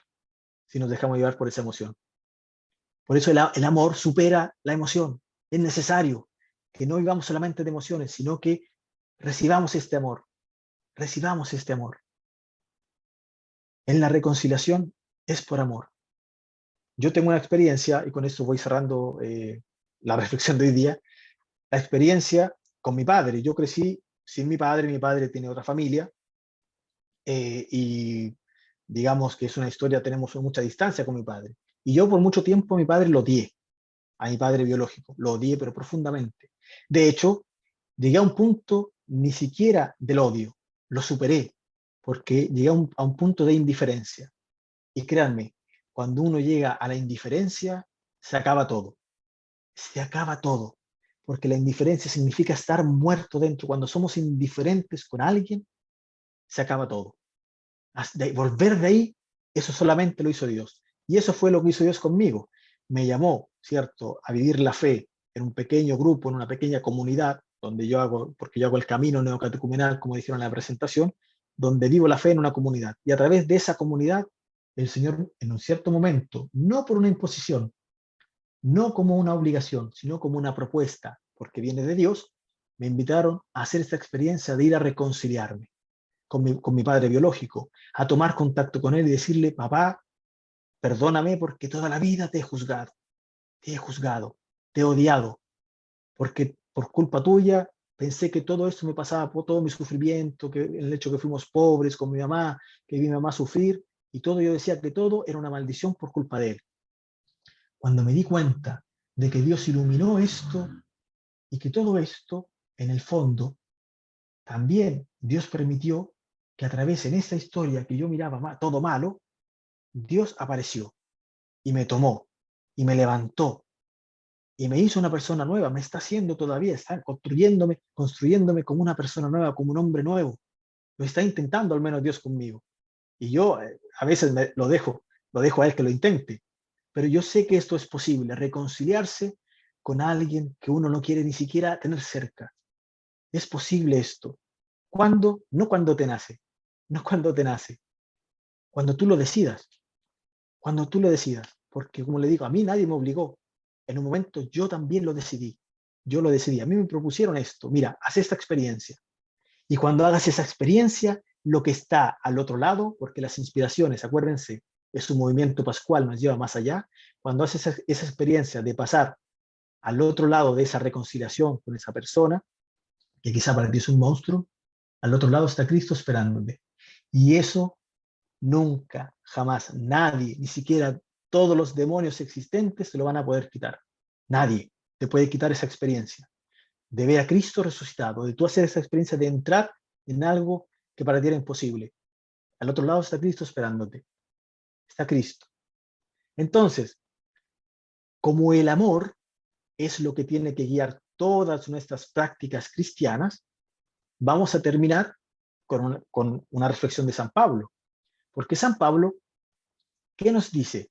Hay una palabra muy seria, muy fuerte. Dice, todo será destruido. Todo será destruido. El arte, el deporte, tu casa, tu auto, tu carrera, todo será destruido. Todo pasará. Pero el amor nunca tendrá fin. Nunca tendrá fin. Por eso, llenémonos de amor. Dejemos que Dios nos llene de amor. El otro día una persona me decía, Mario, deja que Dios llene tu corazón de amor. Deja que lo llene de amor. Es la única forma. Es la única forma. Deja que Dios llene tu corazón de amor. Así cuando lleguemos delante de Dios, porque no sé si sabes, no sé si tú todos saben aquí, pero todos nos vamos a morir. Todos, tú también que me estás escuchando, te vas a morir un día. Y vas a llegar delante de Dios. ¿Y con qué vas a llegar en las manos? Si todo va a pasar. Con tu carrera, con tu dinero, con tu casa, con tu auto. ¿Con qué? ¿Con qué vas a llegar delante de Dios? Mejor lleguemos con amor, con las manos llenas de amor. Dios, mira, esto fue mi vida. Recibí este amor que venía de ti, respondí a esta vocación al amor, la discipliné y esto es el fruto. Gracias a ti, contigo, este es el fruto de mi vida, el amor. Qué hermoso llegar delante de Dios con las manos llenas de amor y no con las manos vacías. Pero para eso tenemos que dejar que Dios entre en nuestra vida, tenemos que abrirle la puerta, tenemos que dejar que Dios nos saque el corazón de piedra y nos ponga un corazón de carne. Es necesario hacer Pascua, es necesario entrar en este misterio, es necesario prepararnos para contemplar y no perdernos los frutos de la Pascua. Entrar con Jesucristo, ¿cierto? La pasión, contemplar la pasión y mirando a la resurrección, siempre, porque Cristo nos ama, Cristo te ama profundamente, quiere vivir contigo, quiere entrar contigo y vivir contigo, quiere estar siempre contigo, para no darle espacio a las sugestiones, para reconocerlas y rechazarlas, sino que siempre Dios quiere hablar con nosotros, estar ahí, hablar contigo, darte una inspiración, todos los días inspirarte algo bueno. Y siempre Dios nos está anunciando esto, este amor. ¿Qué es el amor? Esto es el amor. Aquí se resume todo, en la cruz, en la cruz. Y nosotros también podemos hacer esta experiencia de dar el amor así, dar la vida de esta forma. Dar la vida por esta forma, amar a nuestros enemigos, no solamente a nuestros enemigos, amar a todos, pero incluso a los enemigos. Así te ama Dios. Esa es la forma que Dios ha demostrado al mundo que es el amor. Si tú crees en otro tipo de amor, pues lo siento. Ese amor que tú crees también va a desaparecer, pasará, será destruido. Pero el amor de Dios nunca tendrá fin. Agradezco a todos la atención, espero que a más de alguno le haya servido y, y bueno, terminamos con una pequeña oración, si me permiten. No, espérame, vamos a ver si Dime. hay preguntas. Yo tengo una pregunta. A ver si puedo responderle. Ok, sí, porque hablas de la inspiración y de la sugestión, pero si una Sí, persona está en oración y esa persona siente que ha tenido una inspiración y esa persona siente que es del Espíritu Santo, pero ¿cómo saber distinguir si esa es realmente una inspiración del Espíritu Santo o una sugestión? Ok, hagamos un pequeño ejercicio. Imagínate que tú mañana te levantas, haces todo tranquilo, ¿cierto? Todo tu día va según lo normal. Vas a trabajar, haces las cosas normales. Y de repente, algo dentro de ti, sientes un impulso a algo bueno. Por ejemplo, ir a reconciliarte con alguien, el ejemplo que hacía de la reconciliación, ¿ya? Tú a esa inspiración, tú a esa le puedes decir que no, tranquilamente. Y no pasa absolutamente nada, no te vas a sentir ansiosa, no vas a sentir presión, no te vas a sentir agredida. Cuando es una sugestión, normalmente la sugestión viene y te mete una ansiedad. Oye, tienes que ir a reconciliarte porque si no, quizás, ¿qué te va a pasar? Quizás, ¿qué va a pasar con esa persona? ¿O qué va a pasar con esto, con esta relación que tiene? O sea, te mete un apuro, te mete una ansia y te mete miedo. O sea, cuando una inspiración a algo bueno, que es algo bueno, no te mete ansiedad, te deja libre. Y si tú dices, sabes que no quiero hacerlo, no te vas a sentir mal, porque tú lo estás decidiendo. Y Dios respeta siempre tu libertad. O sea, si quieres tener una clave, hago este ejemplo de la reconciliación, pero si quieres una clave para saber realmente si es una inspiración o una sugestión, dile que no. Dile que no. ¿Por qué Dios acepta nuestros no? Porque respeta nuestra libertad. Dios con nosotros se puso ese límite de nuestra libertad. Él quiso ponerse ese límite, que de no obligarnos a nada. Dios no nos obliga, no puede hacerlo, porque Él se obliga a respetarnos. Esa es la clave de la sugestión y de la inspiración. El hecho que podemos decir no. Okay. Y el No sé hecho de si la ansiedad también, ¿verdad? claro, o sea, Okay. de hecho, cuando tú rechazas algo, por ejemplo, una sugestión te empuja a hacer algo por miedo. Voy a hacer algo, pero es como decir, eh, no sé, voy a vender mis bienes y dárselos a los pobres. Algo bueno, ¿cierto? Es algo muy bueno, es algo muy bueno. Pero ¿por qué lo estás haciendo? ¿Realmente lo estás haciendo con un sentido cristiano o lo estás haciendo por miedo a que Dios te castigue? ¿Entiende? Ujú. Si es por miedo, frena un poco. Si es por una inspiración del Espíritu Santo, podrás decirle que no. ¿Sabes qué? No, no quiero hacer esto. Y Dios, no te vas a sentir presionada, porque Dios no presiona a nadie. A nadie presiona a Dios. Dios nos deja libre. También, obviamente, sabiendo que somos responsables de nuestra libertad, ¿ya? Sabiendo las consecuencias que también rechazar algún bien también es algo que implica algo, que es, digamos, vivir responsablemente de yo rechazar algún bien. ¿Se entiende? Sí. O sea, dile que no a eso que te viene y vas a saber. Si estás tranquila, Dios te lo va a poner de nuevo adelante, porque las inspiraciones se repiten en los días y son tranquilas. Las sugestiones te vienen a meter ansiedad y miedo.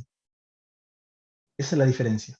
Esa es una muy buena diferencia para distinguir. Deja que lea unos comentarios que hay en YouTube. En YouTube, ¿Ya? Pilar Araya dice, el amor de Dios es sencillo, vasto y misterioso.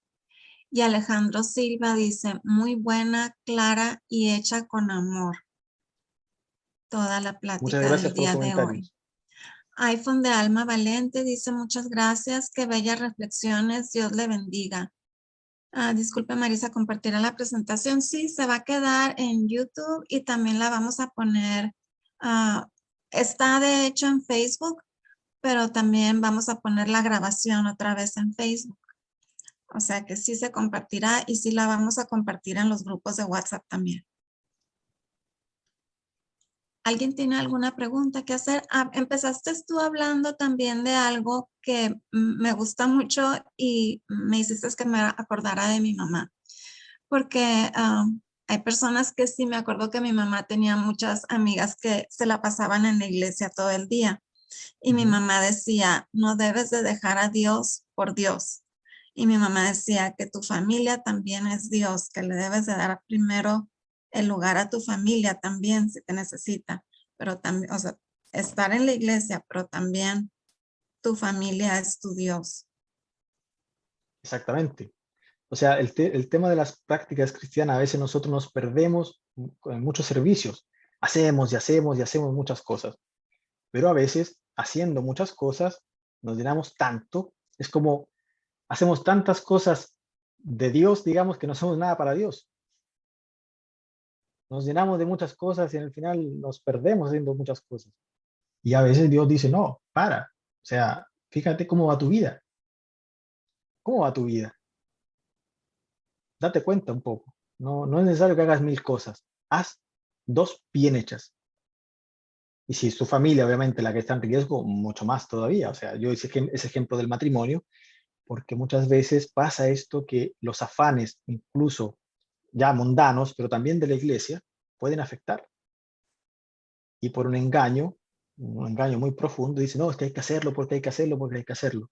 Sí, está bien, pero otras personas también lo pueden hacer. No somos indispensables para algunas cosas, sí, porque somos únicos. Hay cosas que nadie más va a poder hacer por nosotros. Hay palabras que solo nosotros vamos a poder decirles a algunas personas. Hay personas que solo nosotros vamos a poder amar. Nadie más, porque somos únicos. Pero los servicios en la parroquia, por ejemplo, no es necesario que siempre los hagamos nosotros. También Dios nos invita a descansar, a preocuparnos de otras cosas, a tener una intimidad diferente con Él, a servir de otra forma. Y a veces a no servir, a estar en oración, que también es muy válido. Pero por eso también se necesita un discernimiento, para no perdernos, digamos, en tantas cosas que hacemos. Pues muchísimas gracias. Una plática muy, de verdad, muy reconfortante y que nos llena de inspiración. Bueno, por lo menos a mí me llenó de inspiración y con muchas ganas de seguir adelante y de luchar siempre por la familia de uno y de siempre tratar de dar todo con amor. Muy bien, muchas gracias a todos los que escucharon. Espero que le haya servido a más de alguno para prepararnos a la Pascua, que en el fondo es lo más importante de todo, es el hecho crucial de nuestras vidas. Vivimos de Pascua en Pascua. Tenemos que acostumbrarnos a esto, vivir de Pascua en Pascua, porque la Pascua es como una bomba que dentro de nosotros, que, boom, es una explosión de amor y que nos va a acompañar en toda la vida, hasta que nos moramos. Así es. Muy Bueno, bien. pues antes de pasar a hacer la oración final, los quiero invitar a que nos acompañen este próximo domingo a la paraliturgia de sanación de las 6 puertas, 11 de la mañana, hora de la Ciudad de México. Y después, el próximo miércoles tendremos a la psicóloga Rocío Catalán. Ya la tuvimos con nosotros en enero, entonces muchos ya la conocen. Ella nos va a traer el tema La Cuaresma, un camino de sanación. Los esperamos, por favor, inviten a su familia, compartan las invitaciones en sus grupos.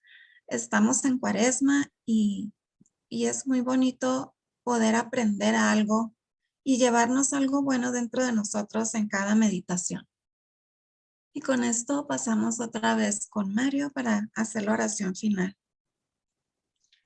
Bueno, vamos a pedirle a Dios, ¿cierto? Que nos acompañe en este tiempo de Cuaresma que va quedando, a que realmente podamos entrar en relación con Él, para que podamos adquirir discernimiento, que solo se tiene discernimiento solo en relación con nuestro Padre, así como Jesucristo. Como el Padre está en mí, yo también estoy en ti, dice Jesús. Entonces también nosotros podemos hacer esa experiencia de dejar entrar a Dios en nuestra vida. Y Dios, que es nuestro Padre, que esto es lo más grande en la historia, que Dios sea tu Padre. No hay nada más grande que Dios nos trate como hijos y tener esta conciencia de hijos. Entonces, teniendo esto dentro, anhelando realmente vivir como hijos de Dios, terminamos esta reflexión con un Padre Nuestro. Padre nuestro que estás en el cielo, santificado sea tu nombre. Venga a nosotros tu reino. Hágase tu voluntad en la tierra como en el cielo. Danos hoy nuestro pan de cada día. Perdona nuestras ofensas como también nosotros perdonamos a quienes nos ofenden. Y no nos dejes caer en la tentación y líbranos del mal. Amén. Y también le vamos a pedir a la Virgen María que nos acompañe, que es nuestra madre. Dios es nuestro Padre y María es nuestra madre, que también nos ayuda, nos consuela, nos hace cariño, está ahí siempre al lado de nosotros, nos ayuda a mirar a Cristo, porque esa es la misión más grande que tiene María. Hagan lo que Él les diga, miren a Cristo. Dios te salve María, llena eres de gracia, el Señor es contigo. Bendita eres entre todas las mujeres y bendito es el fruto de tu vientre Jesús. Santa María, Madre de Dios, ruega por nosotros pecadores, ahora y en la hora de nuestra muerte. Amén. En nombre del Padre, del Hijo y del Espíritu Santo. Amén. Hay una pregunta más, no sé si puedas contestar esta. A ver, Dice Alejandro Silva. Mario, una pregunta. ¿Cuál será la diferencia del temor de Dios en relación al temor? a temor. Ajá. A ver, ¿Cuál será la diferencia del temor de Dios en relación al temor? al temor mismo. Ujú. Quizá la pregunta va un poco más la diferencia entre el temor de Dios o más al miedo. O sea, a ver,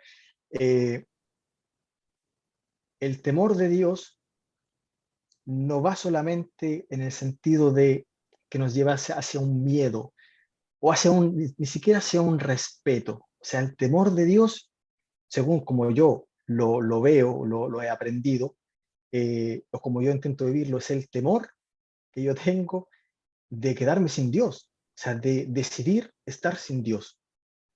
Yo creo que el temor de Dios, para mí, como yo lo vivo, estoy respondiendo no solamente desde un punto de vista así intelectual, sino de mi experiencia. El temor más grande que yo quizá he sentido no es que Dios aleje de mí, no, es yo alejar a Dios, es yo decidir estar sin Dios, porque esto también podemos decidirlo. Así de profunda es nuestra libertad. O sea, para mí el temor de Dios no es solamente un respeto, que también, obviamente, Dios es Dios, le tengo un respeto a Dios, a mi Padre, tengo respeto por todas las cosas de Dios, tengo un temor, digamos, o sea, temor no tengo de Dios porque sé que me ama, pero sí yo tengo ese temor, siempre vivo con ese temor dentro de, por favor Dios, no permitas que yo te aleje. Yo al menos el temor de Dios lo vivo así, lo vivo así. Dios, por favor, no permitas que yo te aleje, quédate siempre conmigo. Por favor, siempre háblame, siempre muéstrame las cosas, siempre dime la verdad. Ese es al menos yo así vivo el temor de Dios. Obviamente podríamos aquí hablar toda la noche haciendo conjeturas. A veces el temor igual lo confundimos con miedo, o lo llevamos hacia ese lado, ¿ya? Pero el miedo también tiene una doble función. El miedo también a veces nos, nos pone alerta de un peligro. Cuando vemos, por ejemplo, vamos por la calle y vemos un perro que nos va a morder, claro, no sentimos miedo y nos alejamos del perro. O sea, el miedo tiene una función también que nos aleja del peligro. Ahora, el miedo sabemos que no viene de Dios. O sea, cuando nosotros pensamos en que Dios nos mete miedo, en realidad Dios no mete miedo. Sentimos temor cuando Dios aparece, obviamente, porque Dios es tan grande. Hoy día, por ejemplo, en la lectura de la mañana, del oficio de las lecturas, estamos en el Éxodo, y decía la lectura que Moisés hablaba cara a cara con Dios. Eso es muy fuerte, ver a Dios cara a cara. Nosotros, si viéramos a Dios cara a cara, dice un gran teólogo que es Luis Ladaria, un antropólogo, decía que si vemos a Dios cara a cara, no lo podemos ver. ¿Por qué? Porque explotaría nuestro corazón. Porque sería tan fuerte la experiencia que explotaríamos dentro, ¿ya? O sea, Dios, sí, claramente nos da un poco de cosas, así como acercarnos a Él, quizás así como Moisés, pero el miedo no viene de Dios. El miedo jamás, Dios jamás va a producir miedo en nosotros. Al contrario, Dios viene siempre con amor, con tranquilidad, respetando nuestra libertad. El demonio, por el contrario, es el que mete miedo. Es el que nos mete miedo de la realidad, miedo del futuro, miedo del pasado, miedo del presente, miedo de todo. Podemos vivir así, con miedo en todo. Pero el temor de Dios es otra cosa. El temor de Dios, al menos como yo lo he vivido siempre, es este temor de yo alejar a Dios. Yo decidir alejar a Dios de mi vida, porque eso lo podemos hacer. Es una realidad y es una posibilidad también. Que Dios se aleje de nosotros y nos deje de amar no es posible, porque Dios siempre nos va a amar. Hagamos lo que hagamos. Pero nosotros podemos decidir vivir sin Dios. Al menos así lo vivo yo, el temor de Dios. Así lo veo yo. No sé si espero que haya respondido un poco la pregunta. Sí, yo creo que sí, porque yo también lo siento así, el temor de Dios, el temor de fallarle a Dios también.